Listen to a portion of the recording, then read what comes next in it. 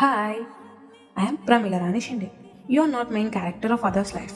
అది నిజం కదా? అవును కదా. ఎంతసేపు మన కోసం అవతల వాడు ఎందుకు ఆలోచిస్తాడు? ఎంత ఏజ్ వచ్చినా కూడా సెల్ఫ్ కేర్ అనేది మనిషికి చాలా అవసరం.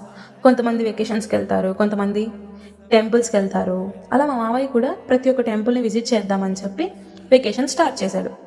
సో అలాగా వస్తుండగా విజయవాడ టెంపుల్కి వద్దామని వచ్చాడు. ఇంకా విజయవాడకి వచ్చాక తన మేనకోడల్ని కలువుకుంటే ఎలా? మావయ్య వచ్చాడని తెలియంగానే వెంటనే లేచి రెడీ అయిపోయి మావయ్య దగ్గరికి వెళ్ళిపోయా. నేను వెళ్ళేసరికి మా మావయ్య దర్శనం కూడా అయిపోయింది. అందుకే ఫస్ట్ టిఫిన్ చేయడానికి వెళ్ళామా. టిఫిన్ చేసిన తర్వాత టీవీ మాల్కి వెళ్ళాం. అక్కడ స్టార్ బక్స్కి వెళ్తే ఇంకా టైం అవ్వలేదు అని చెప్పారు. మాకైతే వెయిట్ చేసే టైం లేదు. సో మా మావయ్య షాపింగ్ పని ఉందా, షాపింగ్కి వెళ్ళాం. అక్కడ ఎన్నో సూట్స్ ట్రై చేసాం, కానీ ఫైనల్లీ ఈ సూట్ సెట్ అయ్యి ఈ సూట్ తీసుకొని వచ్చేసాం. ఇంకా తర్వాత మా మావయ్య డీజే బాక్సుల పని ఉంది కాబట్టి ఆ డీజే బాక్స్ని చూద్దామని వెళ్ళాం.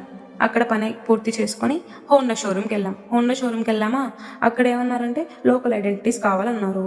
మేమైతే ఇక్కడ ఎటువంటి లోకల్ ఐడెంటిటీస్ లేవు కాబట్టి మరి రిటర్న్ వచ్చేసాం.